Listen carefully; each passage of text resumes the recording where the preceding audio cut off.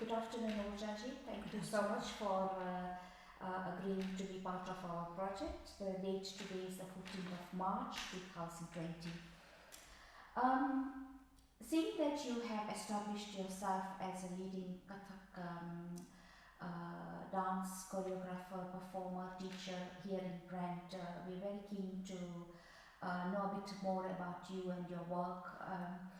Let's start from your very early life. Tell us a bit about your childhood, where were you born, and your upbringing.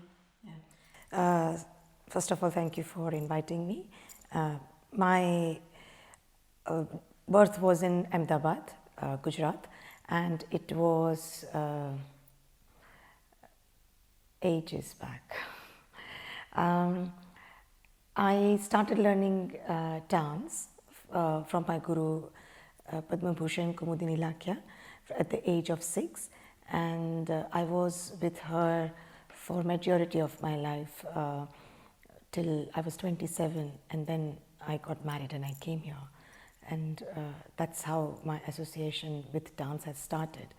But according to my mom, my association of dance has started even before Kumi Ben, how we called her.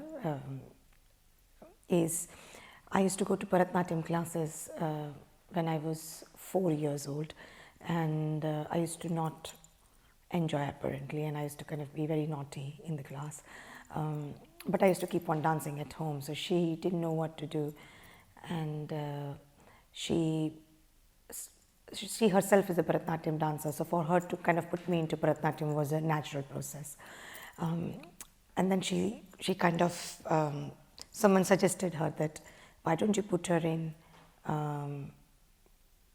Kathak? Actually, there's a story behind it. My mom used to go and see a lot of performances, and she went to see a Sitara Devi performance, and she also has this habit of taking blessings from the great artists. So she took me as well, and she asked me to touch Sitara Devi's feet. This is all my mom saying. I have got no recollection of it. And she said that Kathak mein bada naam kamana. And she's like, but she's learning Bharatanatyam. And she looked at me and she said, nahi, ye bachchi Kathak karegi. And that's when it actually she thought that, okay, why don't I put her to Kathak instead of Bharatanatyam, because she's not enjoying Bharatanatyam. And at that time, Kumi Ben's class was in south and we used to live in north. So for her it was a long journey, and she came to Kumi Ben, and Kumi Ben was like, she's very young, so I don't know if we can take her, but bring her and let her sit in the class. And I used to go, she used to take me very religiously twice a week, and I used to never sit in the class. I would stand back and dance, and Kumi Ben saw that I'm very much keen and interested, and that's how she kind of said that, okay, you can start the class. So this is all the story which I have heard. But from what I recollect, I remember going to Kadamb, which is a school of dance where I have learned from Kumi Ben's school of dance. What I remember is I used to, after finishing my school, I used to bike to that class and wear our ghungroos and learn. And then I had to take a break for 4 years because I did my civil engineering as my degree, and that's when I actually realized that I really missed dance. And when I came back, I started learning dance.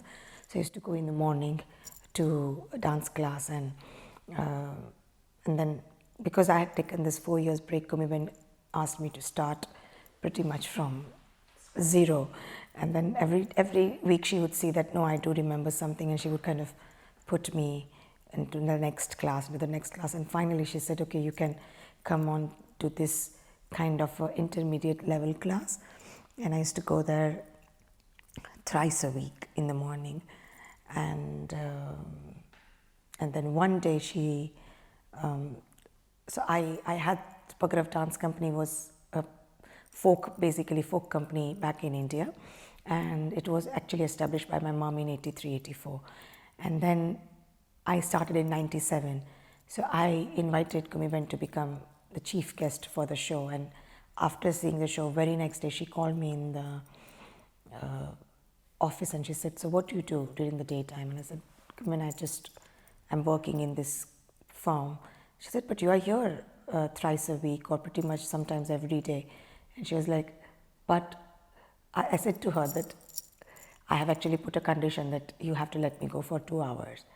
And she said, how much does that person pay you? And I said, it's not even worth saying. He said, okay, I'll pay you whatever he's paying, a little bit more. You have to come and teach here, will you? And I was like, of course I'll come and teach. So that's how my association with Kadamb kind of grew even stronger. But your family, you said your mom was a Bharatanatyam dancer. You come from a very creative family. She's a singer as well. Yes. So you had some music training as well? Yes, I learned from, my classical training is from Krishnakant Parikh, and who was the student of Jasrajji, and I've learned classical from him, and I've learned light music, what we call Sugam Sangeet, from Urja Desai, and of course from mom. So, but love of music and art form has come from my mom's side family, because my mom's mom used to also write and compose. My mom does it. My mom, as I said initially, was a Bharatanatyam dancer, and then she also did drama when she was in college. But then she thought that it is very demanding, like in terms of the time wise, and then she started pursuing music as well. So. I want to talk a bit more about Kadamb School and Kumudini Lakhia, because to a lay person, Gujarati dance, they associate it with the folk dance, Yes. Garba and Ras Yes. and all the other folk, but she seems to have completely transformed, brought this classical art form into the state, and now with people like yourself and other senior students, you are continuing that legacy. So I'm very curious to know how she managed to bring this North Indian style of dance into the whole fabric of Gujarati, especially in Britain here. Now when you see a lot of Gujarati, the only time they do dance is during Navratri. After that they don't do. But even your students here today who we saw, many of them are Gujarati. Yeah, majority of them are Gujaratis. But to continue to learn this classical dance form. So definitely there is a huge legacy of Kumudini. Yeah, sure. And I want to know a little bit more about her. Sure. So Kumiben has of course, great history of work, and if I kind of concise it in a small sentence, few words and stuff like that, Ahmedabad was very fortunate that Kumiben moved to Ahmedabad. And till then it was only Bharatanatyam taught by Mridalini Sarabhai. Kumiben brought in this whole change. She was married to Rajni Lakhia. So she was married to Rajni Lakhia, and he himself was a musician and also a lawyer. So when he came and they met in UK, and when they kind of went back, she got married to Rajni Bhai, what we used to call him Dada, and so because Kumiben is actually Maharashtrian. Oh, is she? Oh, yeah, yeah, but she is more Gujarati than any one of us. She's, as you very rightly said, that she's the one who brought Kathak in the fabric of Gujarat. And what is the great thing about Kumiben is that she just not only brought Kathak to Ahmedabad and Gujarat, but she also adapted a lot of Kathak stories and movements from what she was watching around. Not that she took folk, but there were lots of inspirations. I personally think, she's the right person to answer that, but I personally think that there is a lot of, I feel that she also kind of took from the environment, and also music was done by Atul Desai majority of time. Till Atul Bhai actually passed away, he was working with Kumiben. Atul Bhai being a Gujarati Nagar, he had this amazing sense of his culture and identities. So he also brought that aspect with the classical art form. So all of a sudden Gujaratis started relating to it. And Bharatanatyam is a beautiful art form, but there is a barrier of language which they didn't have in Kathak. Like what used to happen at that point, I still remember that in Bharatanatyam they would Gujaratiized the lyrics of South Indian padam or kind of that sort of items, what we call. But because here was something which they could understand, relate very quickly, so I think that that brought a lot of change within how people started looking at Kathak, because initially Kathak was considered as the Nach of kind of not someone from a nice families, but Kumiben brought so much class in it that it started having a great impact on how people started looking at it, and it started looking at a statement of having something very unique. People would do it, not anyone can do that or carry it, as a matter of fact. And also people like Sandhya Desai and Aditi Mangal Das and Daksha Sheth, coming from a really good background, started learning from Kumiben. So people started and them doing really well in the and then Maulik Bai, Ishira Ben after that, and Vaishali Ben and Prashant, and all of them kind of being all Gujaratis. They all are Gujaratis. Like every name I actually said to you is Gujarati. So people kind of started relating it to it, that okay, if they can do it, even we can do it. So I think that's how I feel the change has come. And it's a good thing that her students have all moved on away from Gujarat, and yourself Yeah. here, Prashant Bhai in America, Daksha Sheth in Yeah. America as well. So Daksha Ben is in Kerala. oh, sure. She's in Kerala. Oh, fine. Okay. Yeah. So you know that Yeah. goes to show that it's spread all over Yeah, the yeah, world absolutely. as well. So let's talk a bit about your first experiences when you came to Britain. You said you came about 17 years ago. Or Yeah, 2003. yeah. And did you face any challenges initially, setting yourself up as a dance teacher or the dance scene in Britain at that time? So it's very interesting because Kumiben has got a very different way of guiding people. She would hardly spoon feed you. Not hardly, she would not spoon feed you. So she had given me 3 numbers when I came here. One was Academy of Meera Kaushik, the other one was Akram Khan, and the third one was Abhay from Bhavan. And I spoke to all 3 of them, and I instantly realized that whatever I have achieved back in India is not going to count over here. So I have to start from zero. So I was very much clear in that mind. So I kind of started approaching that from day one. So in that way, there was challenges, but I kind of didn't think as challenges because I think I had trained my mind by that time. I was also very lucky that because of the training with Kadamb, Jagdeep Shah, who was at that time chair of Shishukunj, and I was introduced by Krishna Joshi, who was a family friend of ours, and she introduced me to him, and he, knowing that I was coming from Kadamb, because he knew Kadamb, because he's very good friends with Maulik Bhai and all of them.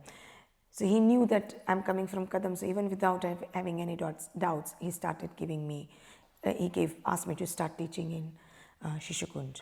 So I started my first teaching in Shishukunj in 2003, September. At the same time, I started teaching in Milton, Keynes, where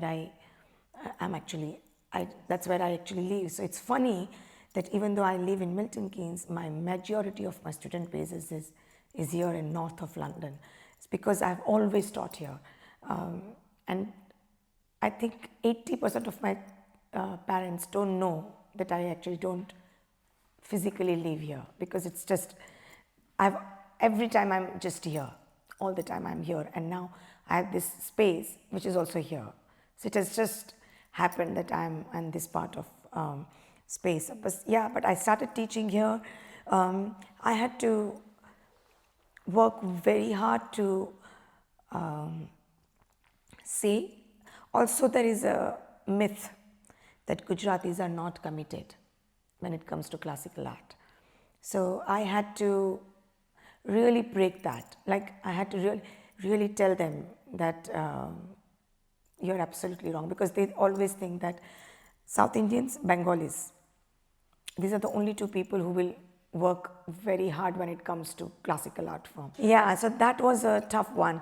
And also because my mom is a light vocalist.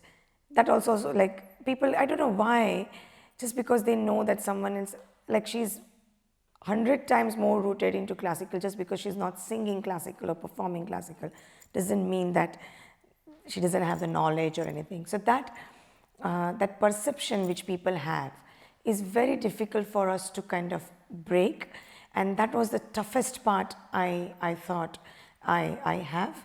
And also it is like, I never asked Komiben for favors. So I never actually said that, can you introduce me to so and so, and neither did she. I did have this one conversation with her a couple of times back, and I asked her that, she just, out of the blue, she was actually in my house, and out of the blue, she said, I know that I have not pushed you enough, or pushed you the way I have pushed others to get the work. Sorry, the words was, I'm aware that I have not supported you the way I have supported others, but I know you are a fighter and you will do it. So I did kind of turn back and said, Kumiben, even fighters need help. But I think she acknowledges it, that yeah, I've reached it, like, whatever I'm doing it in my way. And it's not that she's not giving me blessing. Her blessings are always there, and she's very critical about what I'm doing and what I need to do and how I need to progress. But she has not said to anyone that, look at my student, she's my student, you need to give her work. She has never done that. And I'm actually, in a way, thankful for that. And that was very tough, because I think people were finding it difficult that even though she's Kumiben's student, why is Kumiben not promoting her or talking about her? So it was just, yeah, it was a little bit tough in that way, because I had to say that it's not that she doesn't believe in my work, because I was teaching there. I was part of the performing group. So it's not that she doesn't like what I do, but I think everyone has to get things in their own time and pace. So. Do you regret, or you said you studied as a civil engineer, so all that studies have gone out of the window? So I always tell this to my students all the time, that the thing is, my mom always told me that you are an art person and that's what you should do. But I always wanted to become a doctor. Don't know, I know why, because my father is a doctor, so I thought, and I really enjoyed it. It was not that I didn't. And the circumstances happened in a way, which is like a long story, that I didn't end up taking up medicine. For some or the other reasons, it just kind of got it blocked for some reason. And in that process, Kumiben asked me twice to join her company at that age, and I declined it. And that is something which I really regret, because by that time, I was neither there, neither here.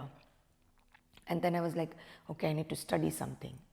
I would have happily, like, both of my parents would have happily let me to dance forever without asking me. Like, mom used to say that literature is your strong point, you enjoy literature, why don't you just do arts and this and continue dance? And I was like, no mommy, you know what, I really want to become doctor. And it was like very other kind of conversation, very unlike any Indian family. And she was like, okay, it's your wish. And it just happened that after studying civil engineering, despite working in a civil engineering firm, interior designing firm, I was always drawn back to this. And there was one point where I was working in the company. So at one point in my life, I was doing everything. So I was in the company where I was working as a civil engineer. I was performing, I was teaching in Kadamb, and I was also teaching folk in a school. So I used to leave house at 7 o'clock in the morning and come home at 12 o'clock. It continued for good 4-5 months, and then my dad said that it's enough, he put the foot down. He said, this cannot work like that, you are going to spoil your health. So you have to make a decision what you want to do. So I said, okay, I'm going to leave teaching folk. And he said, excuse me, you have to decide between dance and this. And I said, okay. Then I had a really good thought about what I want to do. I said, okay, I'm going to do dance. And the day I was leaving my job, the person was offering me partnership. And I was like, oh God, it's not real. And I said, you know what, I'm definitely not going to go there because my heart is saying that I should do dance. So I ended up going into dance. But what I regret most is not that I didn't study civil engineering, because that is helping me now in my creation. So I don't think I regret anything what I have done, but I do regret that what would have happened if I would have selected the time when Kumiben said that why don't you come with us to Russia or USA. I would have said yes to that. What would have happened at that point? And I said no at that point, which means my trajectory was different. That also might be the case that she didn't maybe push me or like kind of put me forward, because she might have thought that, okay, she's not going to pull back any moment. That might be possible. Now, because I'm a teacher, I'm thinking in that sense. So that might be a possibility. So I'm not actually blaming her at all. I'm just trying to evaluate but also at the same time, if I had not had that struggle, I would have not been the person I am. So I think it's both ways. Yes. So I'm kind of regretting and I'm not regretting. So I don't know how I can frame it in. At the end of the day, it's worked out for the best for you. Yes, because I would not like to be anyone who was at that point in my life and were at the top of their games. I would have not want to be like them as a human being, I'm saying. Maybe dance-wise, yes, I wanted to be. But as a human being, I don't think I wanted to be like that. So I think it has worked out best for me. Good. You talked about the creative process. Now, obviously, Kumiben has had a huge impact on your life. And what you create now, do you create your own style, or you take some things from her teachings, and what influences you to become a choreographer? So for me, I'm someone who gets feed on to the bodies which are in front of me. This is one thing which I have learned from Kumiben, and not just one thing, but this is one of the things which I really love about her. That despite she has always created ensemble work, we all have done something very different in our lives. Like Aditi Ben is completely different, Daksha Ben is very different, Prashant is very different, and Vaishali Ben is different, Maulik Bhai is different, I am very different. So we all are very different as a personality, and I think what is great about her choreography is she lets that individual personality comes through, and then she will only give that kind of work. probably. And I'm trying to listen to that, what I have observed, but I'm also very, very heavily influenced by Gujarati poetry, Gujarati culture, what I have learned as a music, and that is something. And every time I have an idea, the first person of contact for me is actually my mom. So that is where my conversation starts. That okay, this is the idea, and then we'll start exchanging notes. And of course, I'm watching so many great things over here, a lot of contemporary work, a lot of great classical work I'm watching. So I'm going to get influenced by it. So I don't think that my work is similar to Kamiben, but I don't think that I don't have any influence of her. I have a complete influence of her, but I think I'm just trying to see things a little bit differently.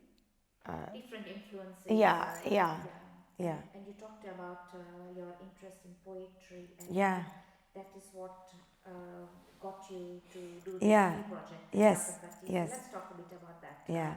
How did that whole project come about, and the story behind it? Yeah, so me and my creative producer Nina we were sitting and like brainstorming that what should be the next production and this and that, and I said to her, so we started talking about poetries somehow, and I said, there is a beautiful poetry in Gujarati by Avinash Vyas, and it is about different kites, and he has actually symbolized those kites with human nature and how you can find those in human nature, and anyone who fly kite in India, in Gujarat especially, will relate to every little thing I'm saying. So, of course, Nina Head, she's an Irish, half Irish and half English. So I was explaining her that, and she was like extremely fascinated. And she said it will be a great work. And I was like, I personally really like it, but I like it because I'm a Gujarati. So I don't know if others are going to like it. And she said, I'm sure they all will love it. So I said, okay, let's do an R&D of this. So we started with like a small R&D, and we had 4 dancers and 2 musicians. I said, okay, I would like to work with live music, and because if you're talking about Festival of Kites, you see a lot of people, and the best way to have a lot of people is to have musicians on board. And then we started working about how I can use them, and I was like, so I was working with all these people where, funny enough, at that point, out of 4 dancers, 2 were Gujaratis and 2 were not. And musician, 1 was Gujarati and 1 was not. So half Gujarati. And apart from me and that other musician, no one is born and brought up in India. They are all born and brought up here. So they know about Festival of Kites, but they don't know anything about it. So I started showing them a lot of videos and started explaining a lot of things. And they could completely understand where I was coming from. That was something very unique for me, to know that, oh, they are getting what I'm saying. So it is not actually just relating to Gujarati culture. And that also kind of made me do a little bit of more research about kites. And so because there is Festival of Kites, it's all over the world. But everyone has got different association with it. And so I kind of started exploring that. And now we are in a full creation process. So after that we did a second R&D with a full cast, which is like 4 dancers, 4 musicians, set, lighting, dramaturg, and now we are in the creation process. So we have got a small tour coming up in in April and May. So first show is on 23rd of April in Quarter House, and then we are in Milton, Keynes on 2nd of May, and we have got 2 dates in Sadler's Wells. So Sadler's Wells came on board as a partner, which was a great thing for us, not only as a like they just did not book us. They came in, like, invested in us. So that was a big thing for me personally as my career, and also from someone coming from, like, I personally don't like Festival of Kites, which is very weird, and I'm making this whole show on it. But I don't like it because I don't like the competitiveness of that, and like the strings which you use are actually coated with glass pigments, and you get hurt while you're flying kite. So I don't understand why do someone wants to fly high in order to get hurt. But I think this is all kind of coming back to what I was saying earlier, that I'm glad I went through this tough phase, because I would not want to be in that competitive environment, to be on top, where I'm actually just being slowly getting there. I don't mind being slow and get there. Yeah, so I think I'm very peaceful in where I am, actually, in my life and career, and God has been extremely kind to me and all of those things. So I don't, and maybe that is the reason I don't like this Festival of Kites, that I've always been very happy where I am. Like, this competitiveness that I need to go further was never. I am competitive, but I'm competitive with myself more than outer world. So I think that is the reason I didn't, like, I could not associate with it. And I thought that there are so many people, like, in my family itself, I would see that. So this work is not autobiographical, it is very observant of what I'm watching in the society. And if you take kites away and if you bring that into a corporate world, it's the same thing. It's how people are actually cutting each other. It's a cutthroat, what we always called cutthroat competition, how to be further, how to be higher. And no matter, I'm symbolizing it with the kite, the success, but the success can be anything. So it's amazing to watch that, and I'm just trying to bring that. And I think that is the relatability, that despite of not being from a Gujarati culture or India or anything, people can just relate to that subject, and that is something amazing. And the great thing is, this entire thing is said in that poetry, actually. But people who know Gujarati will understand more about that poetry, because he has used word in the in the poetry. It says that Patangano parivar, jagatma patangano parivar. So it's, we all are so different in this world, that each one has got role to play. Koi lal vadali piro, koi shwet kesari neero. So like, even the colors of the skin is different. So likewise, color of kites are different. Koi sthir, koi asthir, which means some is very balanced, some are very balanced, and some goes out of balance. So it's a personality of human being. Ne koi hathilo, someone is very adamant, stubborn. Then it says, koi ne khenchi kape. Someone will pull someone down with no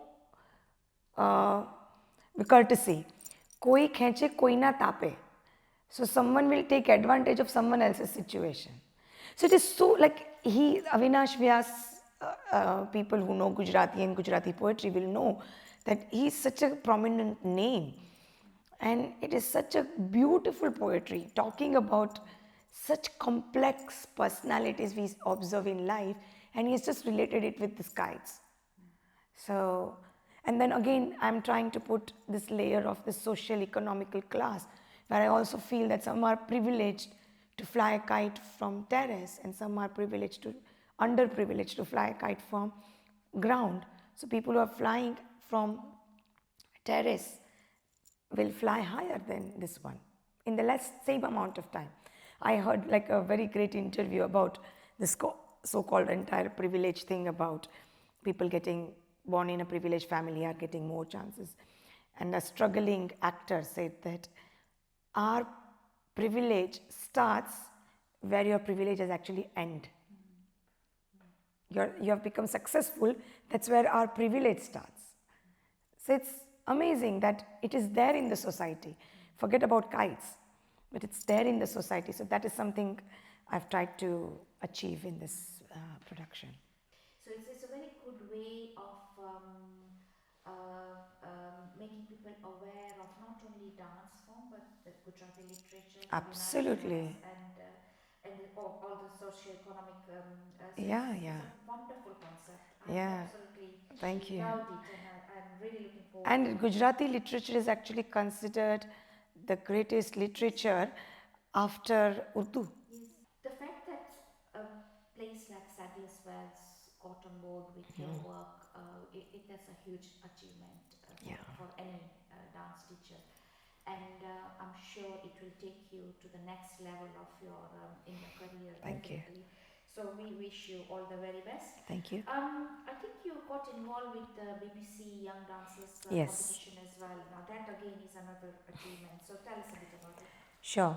So this was the first ever BBC Young Dancer competition, and Vidya Patel had won the South Asian dance category, and then I was approached to choreograph for her as a guest choreographer. So the final choreography she did was by me, and it was very heavily appreciated. I'm so happy, and Vidya did a great job for that. The next BBC happened. My student had taken part in it, Shyam Dattani, and he won the BBC South Asian dance category. So that is again a different way of getting involved with it.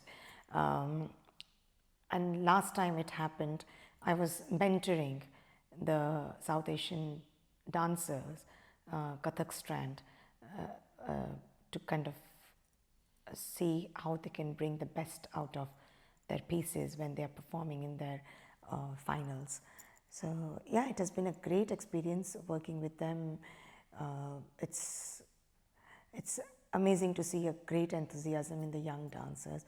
There's a huge platform for South Indian classical dance form to be on a main stage and kind of bringing so much awareness for the common public.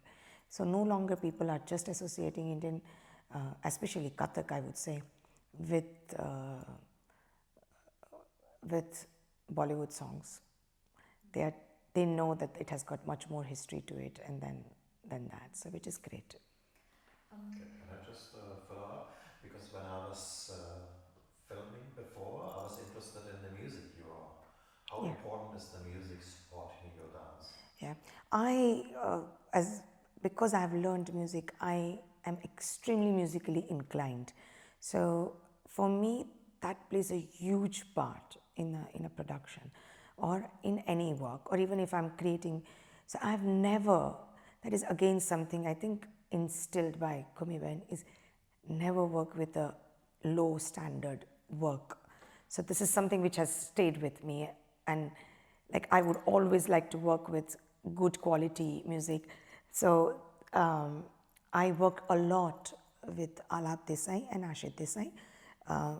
First Ashit Bhai and then Alap. They are based in Mumbai, and they are again Gujarati Nagars.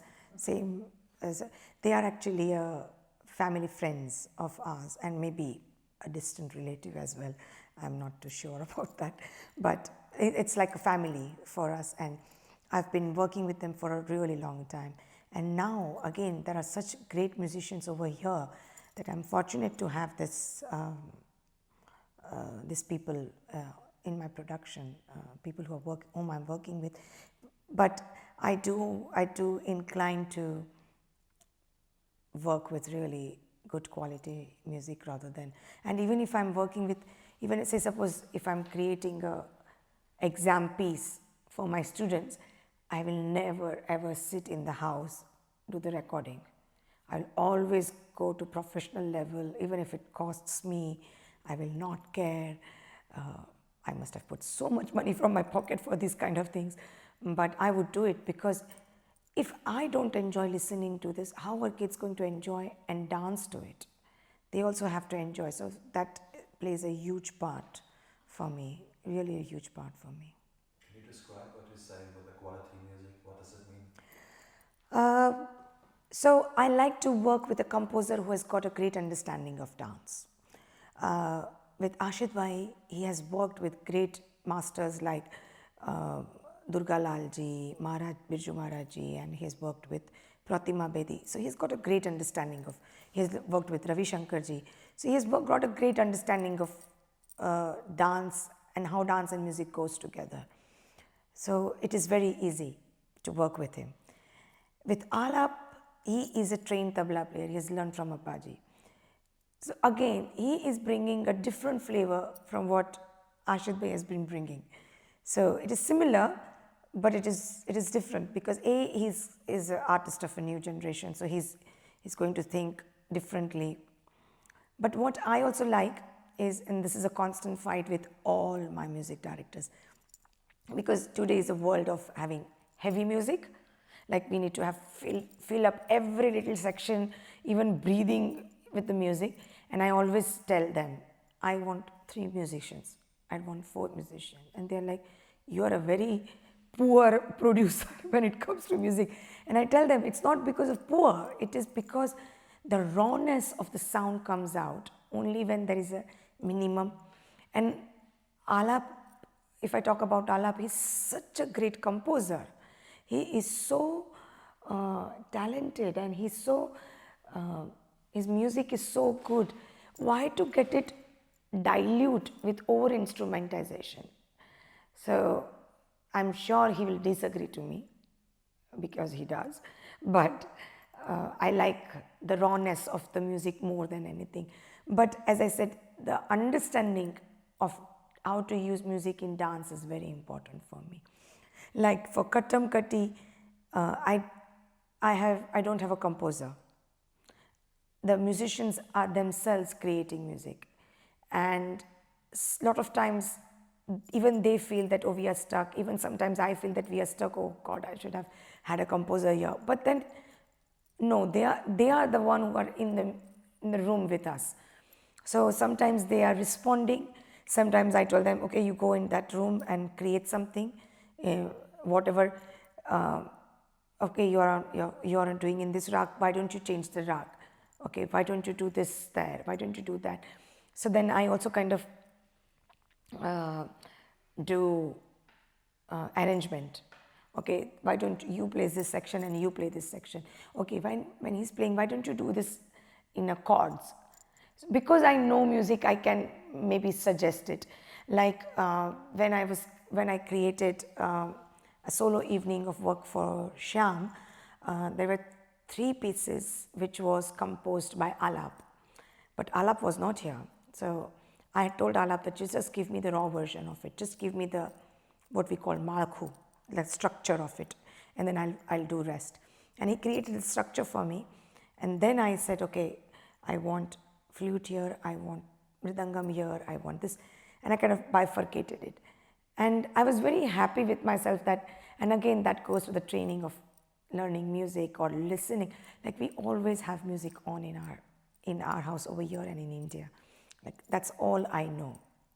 Music is always there. Even when I used to study, I used to have music on. So it's constantly there in the background. So the more you listen, and I'm fortunate that a person whom I've married to is also listening to a huge range of music. Forget about Gujarati. He listens to jazz, he listens to rock. So I am now exposed to a different world altogether. Not necessarily I enjoy that all the time, but he is like, for a longest period of time, Nehal, my husband, was always there to do sound check for me. So it is something which is a part of me. So I think that has always been a very huge influence in what I am doing. Just to follow up for this, you mentioned the role of live music. Is live music important for your performance? Yes, I think as a classical dancer, anyone would say that live music is extremely important. The only reason we don't do live music is the cost of it. It's super, super, super costly. And the thing is that with recorded, like I can give them the music and they can practice, or I can practice. I can keep on going again, and when I'm walking, I can listen. But I can't do that. I have to use my brains. I have to be alert. So there are a lot of you're on edge, which actually makes it fantastic and beautiful. But this is, I think what, yeah, I think it's amazing to have a live music, and we are very fortunate. And now, especially, there are beautiful musicians now as this current life in UK. Another question would be, you mentioned briefly the influence of Bollywood on the music. Can you comment on that? I observe it with dancers. No. Yeah, I think it is to appeal the masses. So they make it much more like peppy, and like even though there is one violin string going on, they want to project it as 1,000 ones. Like A.R. Rahman, according to me, is a fantastic composer, but he ruins it with over instrumentalization. And that's what I feel should be avoided in classical dance, because that rawness, and that is something is much more influenced, actually, funny enough, is influenced by what I'm watching here. Like I would not even dream of having a section which is in complete silence, but all of a sudden I'm enjoying that. Because I think in India, I think it works in India in terms of having too much music, because there is so much going on that you need to shout to project what you want to do. So I think they need to have that. And here it's almost like my mom says that, my God, you have got all the colors of browns and blacks and things in your life. You don't have any color in your life. But maybe because it is so dull outside, you don't want to wear bright orange and go. Like, it is very unlike to do that. So I think that's what it is. You are just responding to the environment you are. And yeah. I think I know some of the young musicians you work, the British one, and do you find their whole outlook to music is different from the musicians you work in India? No. No. They are, in terms of how musicians are perceived and behaved, they are very similar. Musicians are musicians. But I'm very fortunate that the people whom I'm working with are very open. So they are, but I think that is happening overall, all over the world, that they are becoming much and much more open to accept and the changes and to do it a little bit differently, because even they want to do things differently. So in that way, I say, yeah, it might be different, because they don't need to fit, all of a sudden they don't need to fit in a criteria. But till they are pulled and brought into this environment, they are same as back in India. But because some of them have got the opportunity that they have been pulled out of that situation and asked that, okay, you can also sing while you are in sitting position or sleeping position, they are accepting it. But I think if I would have asked them to do it in my first R&D, they would have not done it.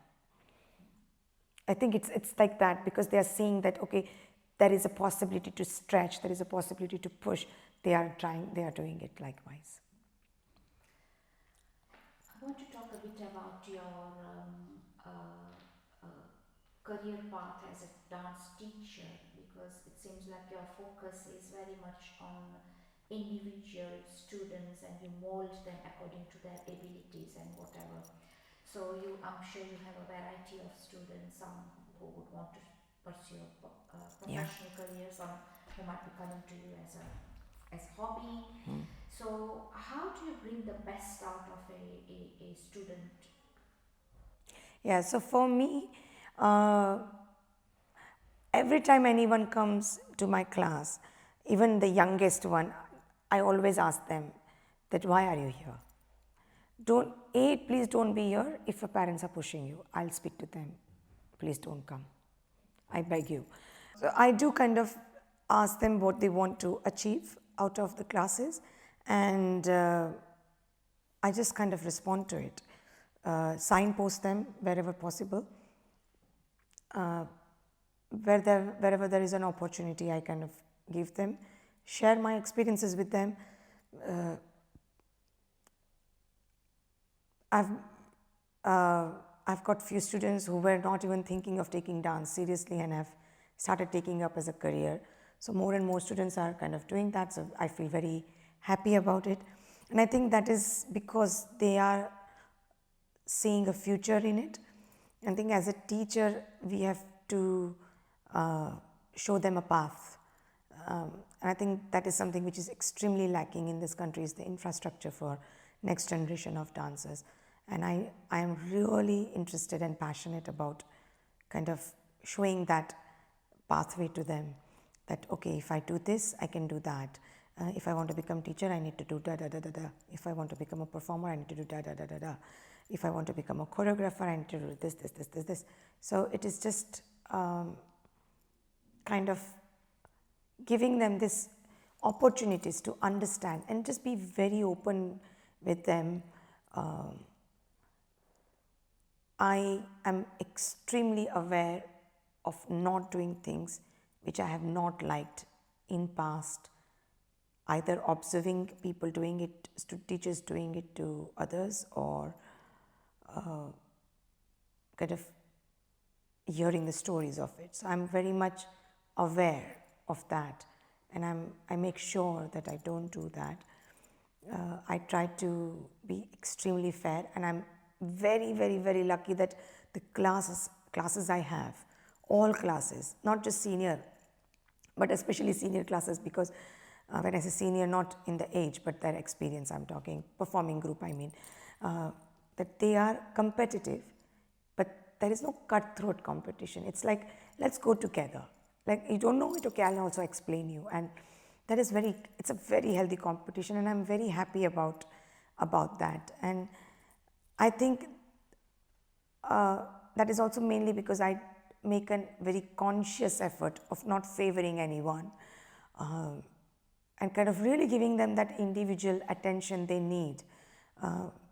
Like, they all can call me at any point of time. They speak to me, not just about their dance, they speak to me about their lives. So I'm almost like I go out clubbing with them. So I'm just like their elder sister.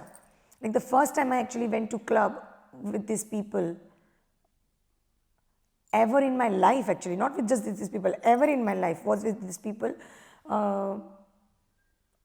just like 6-7 months back. And they were shocked that I've never been to clubs. So they were like, okay, you have to come with me.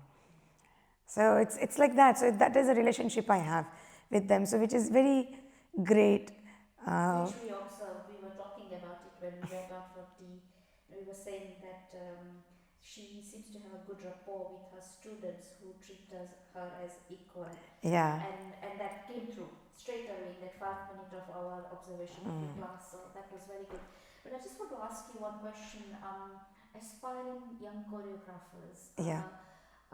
What advice would you give them if they want to go against the grain? You know, like there's sort of pressure or they themselves might want to do a choreography about a dance differently than what is accepted out in the dance fraternity. Would you encourage them to do what their gut feelings are? Of course. You should always do what your heart says. You should always do what you think is the right way of doing it. And one thing which Kumiban told me, which is fantastic, is she said that you are never going to create a work which everyone will like it. So stop making work which others like. Make work which you like. Because if you create work which you like, you will have a conviction about it. And so, like, this is the answer to the question. She said, why did you select this topic, and I said, because I thought people might like it, and this is the answer she gave it to me. So I said, don't do that because people will like it. And then I said, no, it's not because people will like it, because I also like this, and then I thought, but then I also thought that people will, and she was like, you have to stop yourself over there. So I think this is the same advice which I tell them, that if you believe completely in a different way of presenting, like I have a student who is very keen to create work with hip hop and Kathak, and she's like, what should I do? I said, just create. Why are you waiting? What are you waiting for? One thing which I have always done, and which I always tell these people, is don't wait for opportunities to come to you. You have to create your own opportunities. There is no way people will say that, okay, why don't you take, because say suppose if, and this is again I think I'm understanding Kumiben more now than I used to understand her before, because if I say to X, Y and Z that, why don't you take this girl, I'm instantly favoring, and that is instantly creating a competition in the class and not a great environment. Because I don't do that, it doesn't have that. So I have always tried to be very fair with everyone, and in terms of creation, I always say that just listen. If you want to do it, do it. Don't worry about where are you going to perform, just do it. Make a video, you watch, your friends will watch, something will come up, and look out for work. Just don't sit there. If you think that work will come, it is not going to happen. You have to go to work. Do you find in modern day Britain there is a lot of pressure for Indian dancers to contemporize? When I talk to funders, I always find that they like a contemporary dance more than the traditional forms. Or is there some pressure? Have you felt that? Yes, there is a pressure. There is a pressure. But what is contemporary? The problem is not that they are asking for contemporary. The problem is what they call is contemporary. Like the work which I do, classical dancers don't think that it's a classical work, and contemporary dancers don't think it's a contemporary work. So what is it that? So I call it neoclassical. But it is contemporary in the context of what I have learned. So contemporary is always changing. But the problem is not them asking to become contemporary. And it is going to be like younger generation than me are going to create a contemporary work which I will not create, which I will not even relate to. Like your example, you said about hip hop. Yeah, but to say that what I am creating is contemporary and what you are creating is not contemporary is wrong. And I think that's where the problem lies. The problem doesn't lie where expecting people to do something new. Of course you should do something new. Why you need to do the same thing?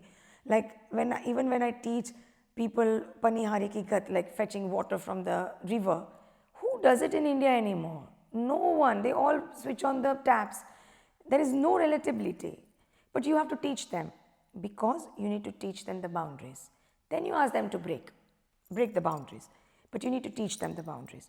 So you teach them all of that. So I'm not against contemporary. I'm against saying that what XYZ is doing, that is the only contemporary way of doing it. Or using a contemporary vocabulary which is like a known contemporary vocabulary. That is the only way of presenting contemporary work.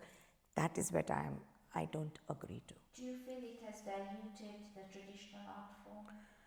But what is traditional? Because traditional is changing.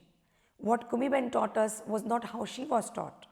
What they are dancing is not what their older generation has done. Like if I see old videos, the way they were dressing then and the way they were dressing even at the time before Kumiben is different. So what is tradition? Tradition is very relative. Contemporary is very relative. So to expect to, yes, as I said, you need to know the grammar, what I always call, this is a grammar of dance. Any classical art form will have grammar. It will have A, B, C, D. It will have do's and don'ts. So you do that, you follow that, and then you make your own sentences. When you start making your own sentences, it's going to be contemporary because you are present, you are not dead, or you are not from past. So it is going to be, and for me, tradition is what Kumiben has taught. For Kumiben, tradition is what her teachers have taught. I have not experienced the tradition which Kumiben has learned. So how can I say that that is my tradition? My tradition is what Kumiben has taught me. So I think it's very relative. So I don't think the tradition is losing or diluting, but people are taking shortcuts, but that is happening everywhere. Like people want to get like quick, instant food, instant this, instant that. Like Kumiben said, there is a new gharana called YouTube gharana. Like new school of art form, where they are just learning everything from YouTube. And that's happening. But that's how the world is changing. So you can't control that, and it is going to change. That's when I have a problem, little bit of problem, when students come to me and they say, oh, why can't I've been learning for 4 years, why can't I dance? I was not even performing till I was 10, 15 years in the dance form. So I think that's what is little bit frustrating, but again, that is something which I can't do anything about, because that's how the new generation or new life is. What is your aspiration for Kathak scene in Britain? How would you like it to develop? I really, really, really want a repertoire company in Kathak. I really want an infrastructure for person to know where they want to be. Not everyone wants to be choreographer. Like Kathak is a solo art form, and Kumiben recognized that not everyone can become solo artist or doesn't want to become a solo artist. So she introduced choreography. I think not everyone wants to become a choreographer. At the moment, what is happening in UK is everyone is forced to become a choreographer because that's the only way they can earn, because they need to create. But choreography is not something you can teach the skills, but you can not have that inborn think about the choreography. You need to, there has to be a particular kind of, like people have to be observant and all those kind of things to become a really good choreographer, I'm saying. So if people just wants to become a performer, where do they go? Like 80% of teachers just work with their students when they are creating work. I have been often asked that why do I not just take always my students, and I always say I will first give chance to people who are full-time dancers and then open it up to my students. And if they are available, I'm not going to give them chance. Don't get me wrong, there are opportunities where purely my group goes and perform, and even they are paid. So I make sure that everyone is paid. I have performed for like pretty much negligible amount of money, and I feel very sorry anytime I have to request anyone. So I always, every time I offer a work which is unpaid, I always say, see this is not paid, only do it if you want to do it. But they know that because I pay when I have pay, and if I have a good pay, I could pay them good. I don't take anything out of it actually. So they don't mind doing it for free a lot of times.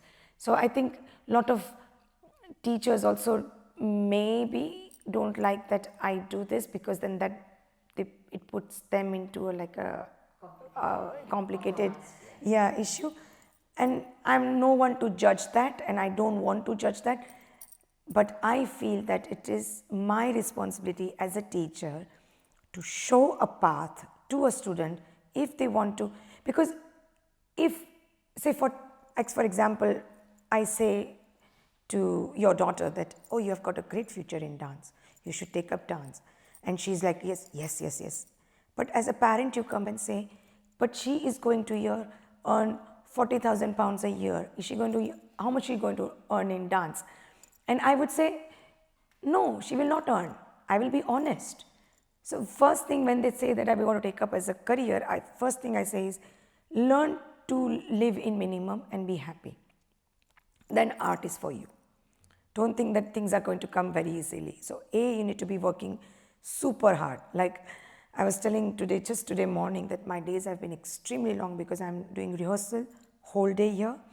By the time I go there, fortunately one of the students is covering my class, but heart of teacher does not just say that, so I just go and peep in and I said, okay, you're doing well.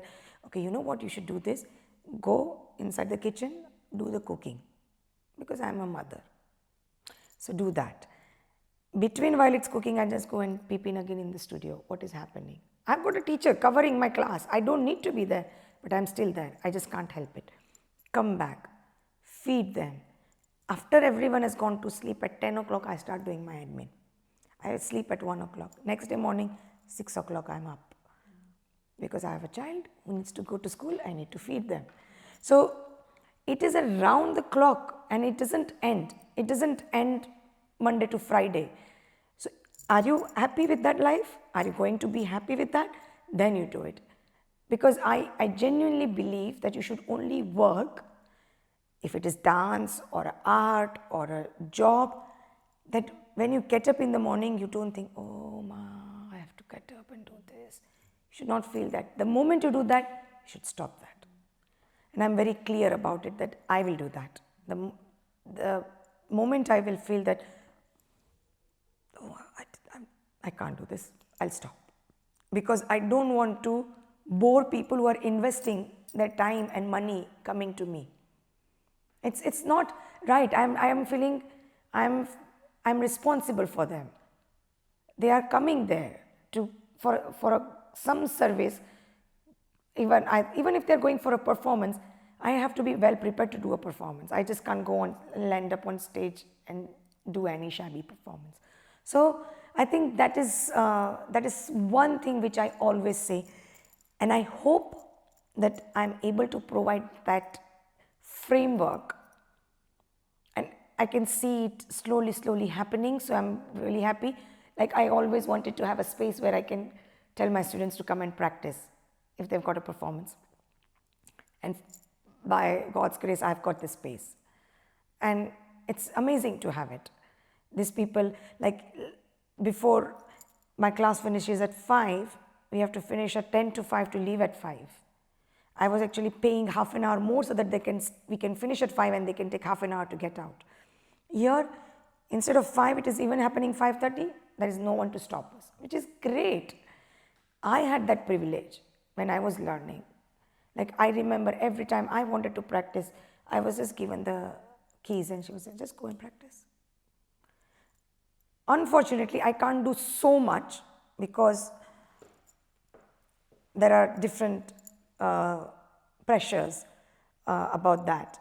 So I'm not able to give them so much, but like wherever possible, I give them free workshops. Wherever possible, I give them at a super reduced rates, this space.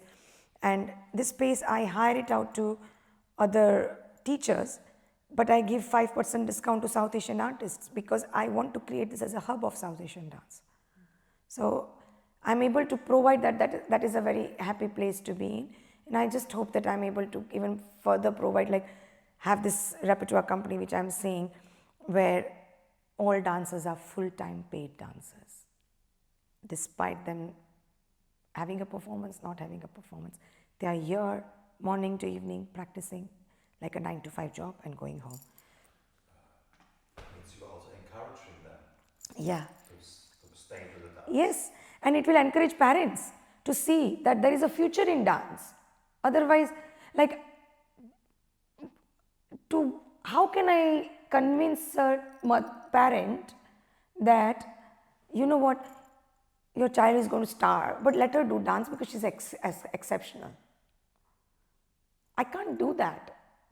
But if that person is doing it, it's my responsibility as a teacher to give that platform to her. So every time I have done a performance, always professional dancers have got paid a little bit more than the non-professional dancers. So they feel that importance. They are doing nothing different. It is maybe unfair to non-professional dancers, but actually that has made a couple of non-professional dancers to think that, you know what, I might actually think about that and take it. They take time of work. If they've taken time of work and come in rehearsals, I'll pay them equal. But if you're expecting that, okay, we can only have rehearsals in the evening, then sorry. You need to have, it's a full-time commitment, and you cannot expect to, like when you go to a lawyer, if they say, oh, I'm working part-time, I will only do your deed at 10 o'clock at night, that's the only time available, I'll call you, you will say, no, I have a life, I'm not going to do it. You are a lawyer, you better do that during 9 to 5 job. Why are you doing it at 10 o'clock?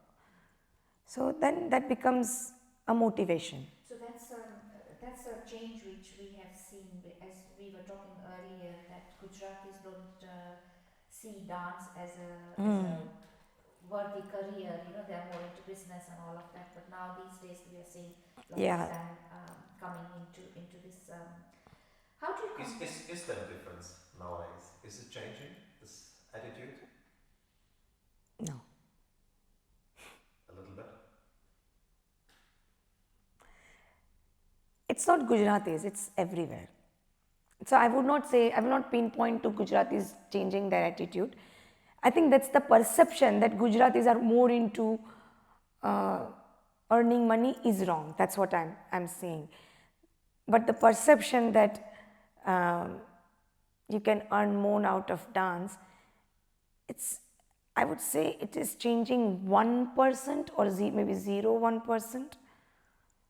It's happening, but it is happening at a very slow rate. But I would not just put it into the framework of Gujaratis. I think it's an Indian community by fault. But as a matter of fact, saying that, I was the other day having a conversation with some contemporary student, and she was saying that even for her to convince her parents to take up dance full time, she had to struggle. Because the problem with contemporary is there are so many. So there is a lot of people. So if you're not good enough, then you're thrown away. So it's like that. Also, funding and the funding bodies out there, I don't know how much support South Asian arts gets compared to what a ballet company would get. It's very minimal. Yeah. So if you compare it with ballet, yes, no. Yes. So And the problem is, and the irony, actually, not problem, the irony is that the training required for both the art forms, ballet and any Indian classical art form, is same. And still, because there is no infrastructure. People are still looking at it as a community event rather than a professional event. So basically, that's what you see your aspiration for Kathak in Milton, yes. To build to change that, and it's happening. As I said, it's happening. It is happening like 1% sort of thing, but. Can you articulate this a little bit? How to get Kathak in the mainstream? Obviously, your aim. How to get it out? I think, as I said, you need an infrastructure. You need to have a concertua, which is not there in Kathak. Gurus are very protective about their students, and rightly so, because our art form is a Guru Shishya art form. So I understand that they are very protective about them. But I think there has to be a school where you are teaching them how to enter in the world of dance. You cannot expect students to just go there and do things by themselves. Like, how can you expect an 18-year-old running a business? They need to learn the art of business. With any classical art form or any art form, you are learning the business of that art form. So they need to know that. They need to be taught that. And I think that is very important to teach. And then they need to have the skill sets to be a producer, they need to be a director, And like, it is happening a little bit in the contemporary and Western world that if a artistic director of, say, ballet company retires, then they are little bit open to take a contemporary artist as an artistic director. It's happening very little, but it's happening. But it's not happening with classical Indian art form. Like, would you even imagine that classical dancer would be the artistic director of very well established contemporary company? Not their own company, someone else is like, they have hired them. Like, say, suppose if I retire as an artistic director of Pagrav Dance Company, because it's a classical art form, will the board be happy to have a contemporary dancer here? Or other way around? So that is the key thing, I think. That will be a tough thing to achieve, I think. But I think just to have that presence on the main stage where you are put next to all this without doing their version of contemporary. You can still be there, but you would be doing their version of contemporary. But without doing their version of contemporary, it would be good to see that. Not just as a festival like the Darbar festival, no, not in that sense. It would be good to see that level of engagement. So basically the issue is how contemporary dance is perceived by the main... Yeah, and not just by the audience, but also by the funders, by the programmers. It's by the programmers, not by the audience. Yeah. Yes, no. I've got only a few more questions here.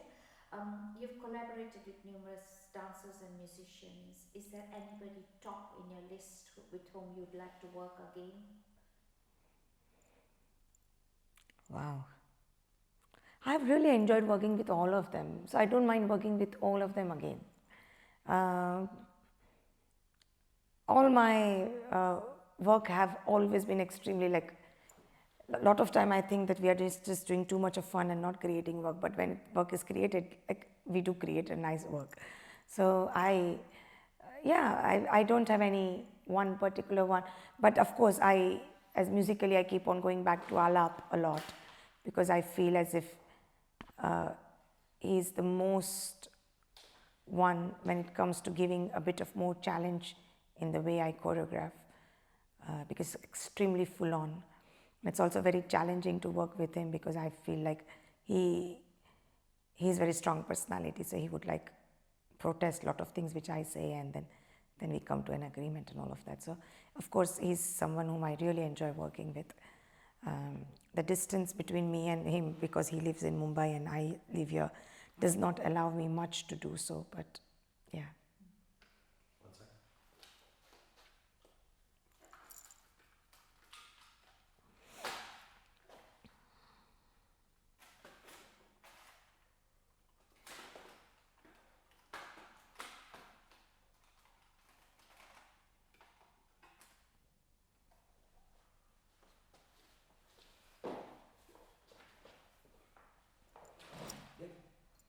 Do you encourage you've got a daughter and a son, do you encourage them to follow dance? I encourage them to do whatever they want to do. So my son started learning dance. He learned for almost a year and he stopped. My daughter is learning, but I strongly believe as a parent that kids should do what they love. I often say, even if they decide to be a cleaner, they have to be top of their game. They can be cleaner and be very happy, rather than being a doctor and being extremely miserable. So I'll be very happy with whatever they are doing, as long as they are doing it with the full conviction and they are at top of their game. Whatever they do, I don't actually mind whatever they do. If you could go back in time, what advice and lessons learned would you have given to your younger self? That I wish I hadn't done this and I should not do this. So I think I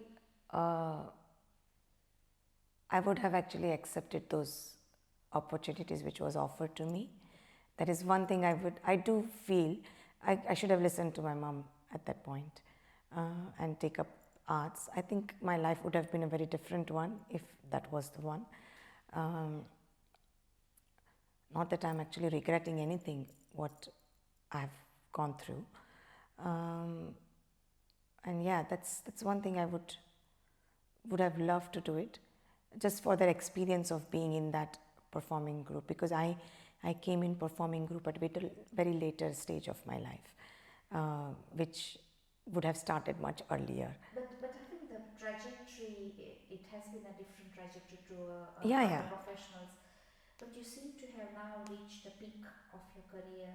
Well, I see it as that, you've broken, coming to places like Seattle as well and creating all these brilliant students. So there's still a lot of contribution you can make to the I'm not denying that, but I often, sometimes you think that what if I had taken that road instead of this road, where would I have lived?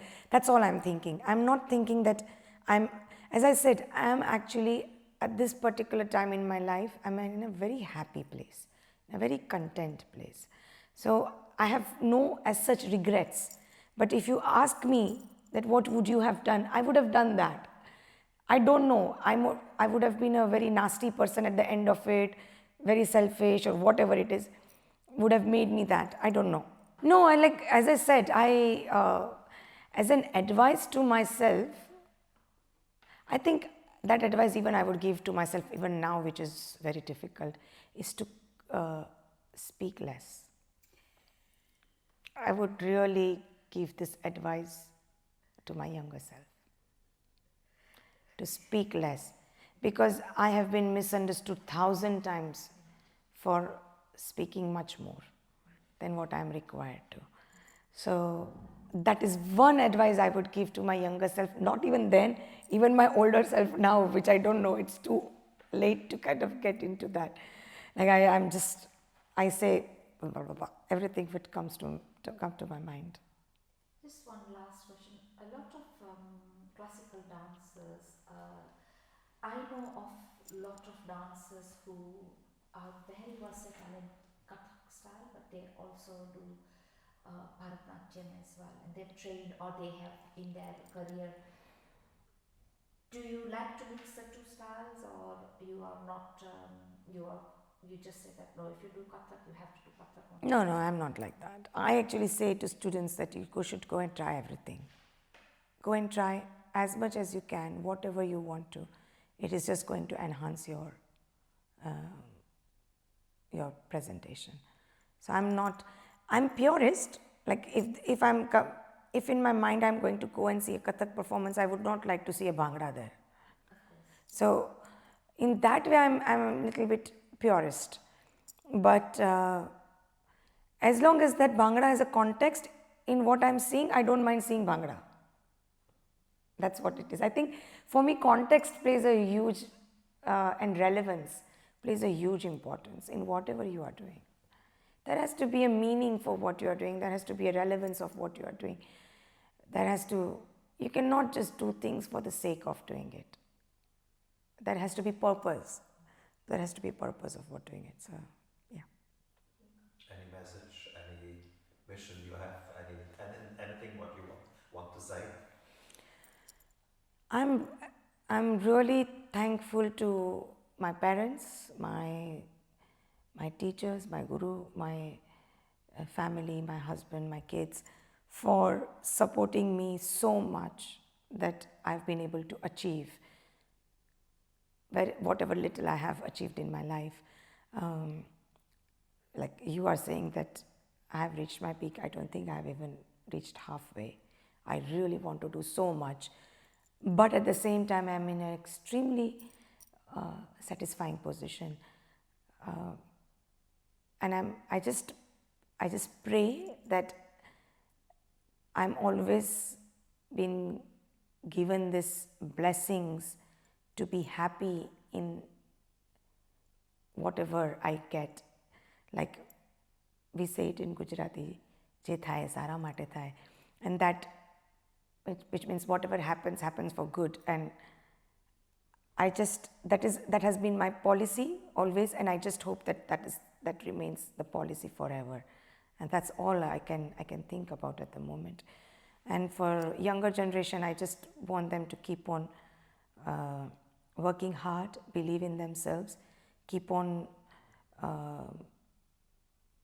achieving different things, different way, contemporary to them, not to me. I always, like, even when I'm teaching them, I say, don't dance with my body, dance with yours. So you're copying me, yes, you have to copy me because I'm teaching you. But you can't dance with my height or my body, my size. You have to do it with yours. So own your art form and take ownership of art form and just flourish. And that's all I can wish to the younger generation.